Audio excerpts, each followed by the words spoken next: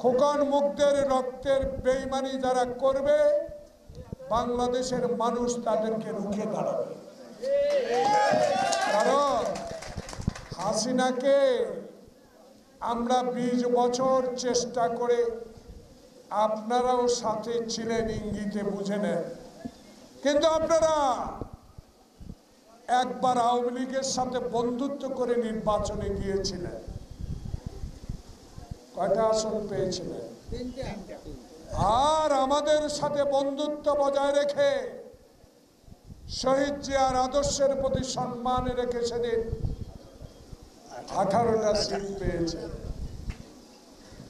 এখন নাকি মনে মনে বড় ব্যথা, কালুয়া কাদের যেমন কইছে, ওনাদেরও এখন মনে মনে খুব হাউস, আশা আগামীতে নির্বাচনে জয়লাভ করবে। তাই এখন থেকে ইউনূস সরকারের জাতীয় সংসদ নির্বাচনের বিরুদ্ধে ইউনিয়ন পরিষদ নির্বাচন চায়। আপনারা চান আগে? তাহলে সাহস শক্তি কার ছিল? 20 বছর আন্দোলন করেছে দেশ নেত্রী বেগম খালেদা জিয়া, তার জ্যেষ্ঠ সন্তান তারেক রহমান। আন্দোলন সংগ্রাম করে আমার কর্মীরা কবরস্থানে ঘুমিয়ে রাত কাটিয়েছে। হাঁটু পানিতে দাঁড়িয়ে যারা পুলিশের অত্যাচার থেকে বাঁচার চেষ্টা করেছে, আজকে তাদের দিকে নজরে না দিয়ে যারা আন্দোলন সংগ্রামে আজকে বাংলাদেশের সবচেয়ে বেশি ভূমিকা রেখেছে, সেই দল হলো তারেক রহমানের বিএনপি। কিছু কিছু লোক নাকি এখন বলে বেড়াচ্ছে এক স্বৈরাচারী গেছে, আর এক স্বৈরাচার ফ্যাসিস্টের জন্ম দেওয়া যাবে না। কাকে বুঝান? যারা বাংলাদেশের স্বাধীনতার প্রতি অস্বীকার করেছিলেন একবার। আমরা এখনো মুখ খুলে নাই। দয়া করে এই ফ্যাক আইডি ফেসবুক বন্ধ করেন। বাংলাদেশের মানুষের অধিকার প্রতিষ্ঠার সংগ্রামে তারেক রহমান যে নির্দেশ দিয়েছিল, সেই নির্দেশ মেনে আমরা এখনো সবল দেহে আপনাদের সামনে উপস্থিত হয়েছে। এই জন্য আগামীতে ডক্টর মোহাম্মদ ইউনূস এমন একটি নির্বাচন উপহার দিবে, যেই নির্বাচনে বাংলাদেশ জাতীয়তাবাদী দল সরকার গঠন করবে ইনশাআল্লাহ। তাই হুমকি ধুমকির ভয় আওয়ামী লীগ দিয়েছে, মামলা দিয়েছে, 40 লক্ষ নেতা কর্মী জেলে গিয়েছিল। এই ফকিরহাট থেকে অনেক নেতা মাইজদি শহরে হাজিরা দিতে গিয়ে কান্নায় চোখ ভাসিয়ে দিয়েছিল। আপনারা কতজন গ্রেপ্তার হয়েছিলেন? আপনারা তো আঘাত করতে চেয়েছিলেন যাদের সাথে, তারা তো এখন নাই। এখন নতুন করে এই দেশে যদি আবার ষড়যন্ত্র শুরু করেন, তাহলে এই ডক্টর মোহাম্মদ ইউনূস সরকারকে বিভ্রান্ত করার চেষ্টা করছেন আপনারা।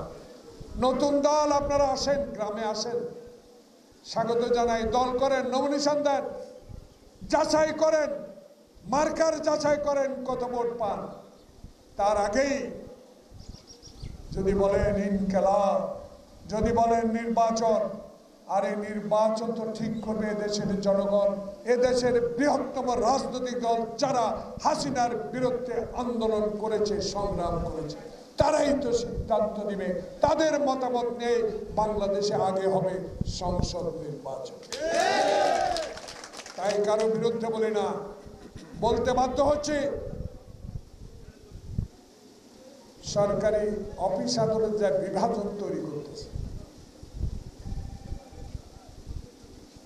সরকারের কর্মকর্তাদের প্রতি আহ্বান জানাবো, আপনারা বিভ্রান্ত না হয়ে জনগণ কোন দলের প্রতি বেশি ভালোবাসা, সেই দলের প্রতি আপনাদের সমর্থন দরকার নাই, নিরপেক্ষ একটা নির্বাচনের দরকার।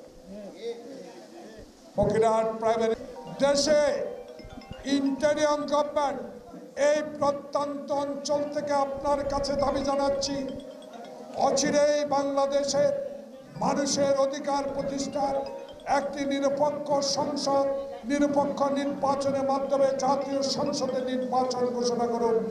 জাতীয় সংসদে নির্বাচন হবে জনগণের অধিকার আদায়ের একমাত্র স্থান জাতীয় সংসদ।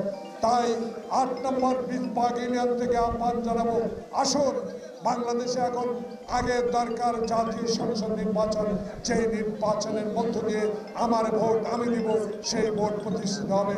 আল্লাহ হাফেজ। আমাদের ফলন কিন্তু আমাদের বাসায় আনতে হবে নাকি?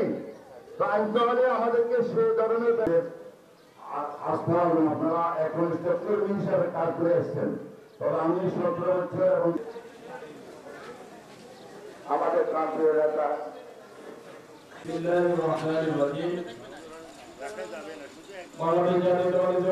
জাতীয় সংসদের সাবেক 5 গণের নির্বাচিত সদস্য মানুষের নেতা অনুষ্ঠানের সম্মানিত সভাপতি হিসেবে উপস্থিত আছেন 8 নং বিভাগ ইউনিয়ন বিএনপি সম্মানিত সভাপতি। আমি সবাই নিয়ে যাচ্ছি, আপনাদের কাছে অনুরোধ থাকবে ভোট ইনশাআল্লাহ হবে এই বাংলার জমিনে এবং স্বচ্ছ সুন্দর। কাদের আছেন উপস্থিত আছেন ইউনিয়ন নির্বাহী সম্পাদকের সাংগঠনিক সম্পাদক কবির আহমদ ফজলুল্লাহ বারাকাতু। আসলে এটি সংযমের মাস মাহে রমজান। আমরা দীর্ঘদিন পরে ইউনিয়নে সুন্দর একটি ইফতার মাহফিল করতে পেরেছি। অতীত আমাদের যখন দলের দুঃসময় ছিল, আমরা উপস্থিত আছেন যদি বাংলাদেশ জাতীয়তাবাদী দল বিএনপির ভারপ্রাপ্ত চেয়ারম্যান তারেক রহমান আমাকে নমিনেশন দিয়েছেন। এমনকি এই দিনটাকে আমাদের বিএনপির অসংখ্য যুবদল ছাত্র সর্বদাই আমাদের আপনার বিভাগ ইউনিয়ন যুবদল ছাত্ররা ছিলেন করে, কারণ এই আপনার বিভাগ আল্লাহ সৃষ্টির রহমতের সত্যিকারের আল্লাহ থেকে শুরু করে একদম সাঁতার ভাইয়া পর্যন্ত আমার অনুসংধানগুলো আসলে সরকার সাথে স্মরণ করবো আজকে আপনাদের এই 8 নং বিভাগ ইউনিয়নের কৃতি সন্তান যার সরকারি বাবুল ভাই আজ আমাদের মধ্যে নেই। উনি থাকলে আজকের বিষয়টা হয়তো আরেকটু